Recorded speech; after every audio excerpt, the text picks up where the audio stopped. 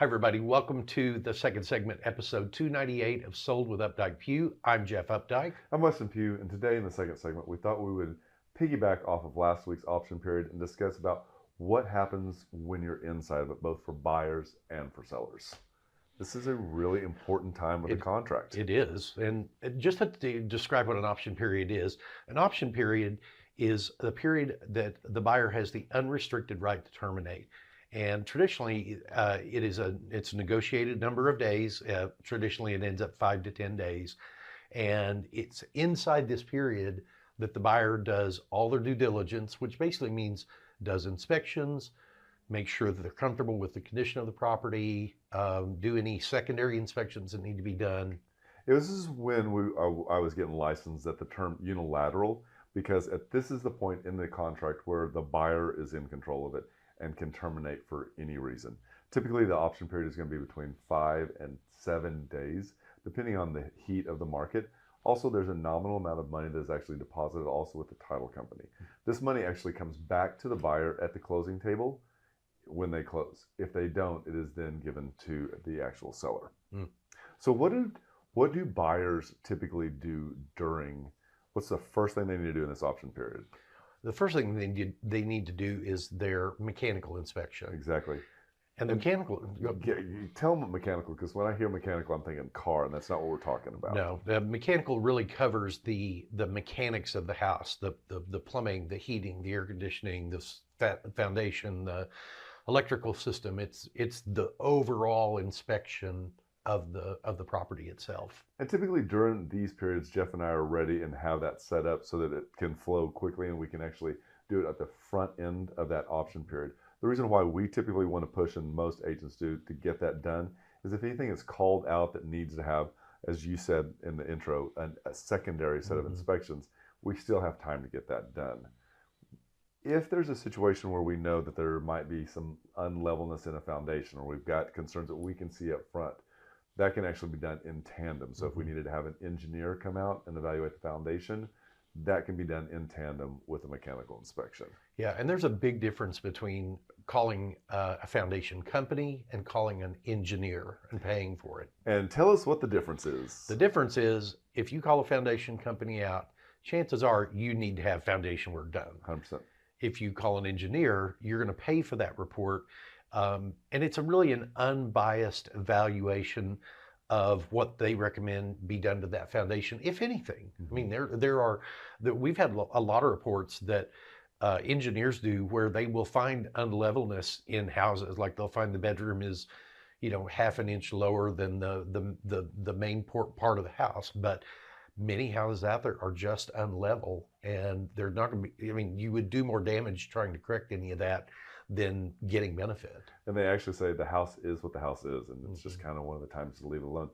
Also during this inspection period, when that report comes back and you're listening at the summary to what the inspector is telling you, if there's some point that an HVAC or a roof or an electrician needs to be called out, that's when that is actually done. Again, we try to get that and any bids that are associated with that done up front and as fast so that we can present a repair request along with bids that support these requests. And mechanical inspectors are licensed by the state of Texas. They're licensed by the Real Estate Commission, but they have limits to what they can do. Like they're not allowed to pull any appliance panels off of appliances.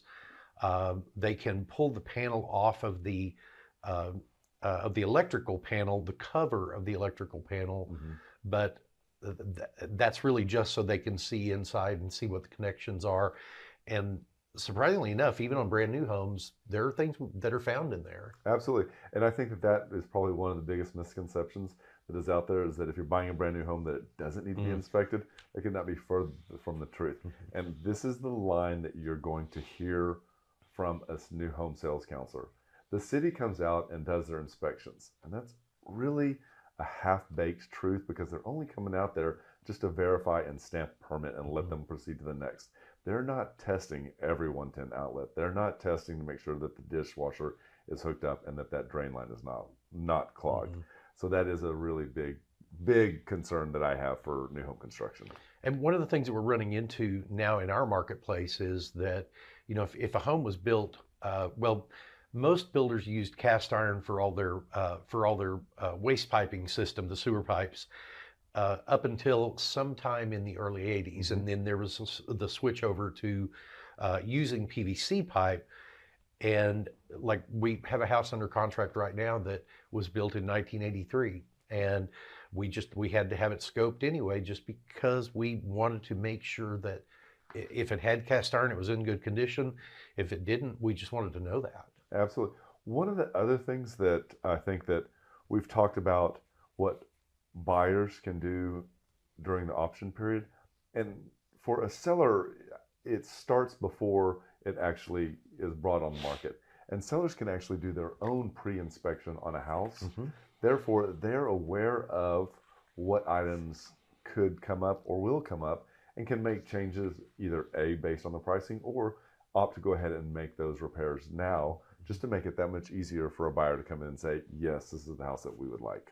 And a couple of the secondary or the additional inspections that you might have done, depending upon where your house is, you might, if it's not connected to the city sewer service, if you've got a septic tank, you'll want to get a septic tank inspection done. Believe it or not, we've had 2 houses with septic tanks in the last month that we've worked with. So you also, if the property has a pool, you also want to have an inspection done on the pool.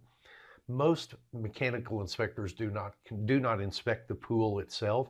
What they do is have an outside company that they work with that will come in and has more knowledge about how the pool operates, how it should operate, and can make recommendations. And they are allowed to give you pricing. The pool companies are allowed to give you pricing for those repairs, where mechanical inspectors are not allowed to give any pricing for repairs. Yeah, I think that about sums up. Is there anything else you can think of?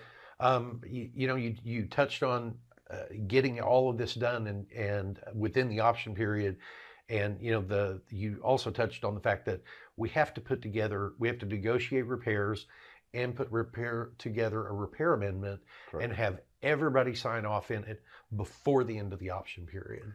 It is a hustle. Is 5 to 7 days. It is, because a lot of times let's say you've got a 7-day option period, you have the inspection done on day 3, and then you have you have to get a second set of inspections done on day 4.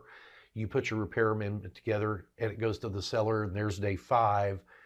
And then the seller has to absorb all of that information and make a decision about their approach to what they're willing to do in repairs. And then we've got all the documentation to do. So it's a hustle. It is giving birth. This is the birthing process of the entire contract.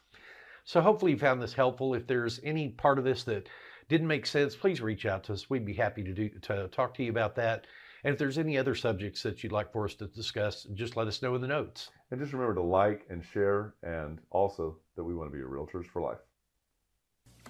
When you're ready to talk real estate, you can reach us online, by phone, or by text at 214-377-2223. And remember, we want to be your realtors for life.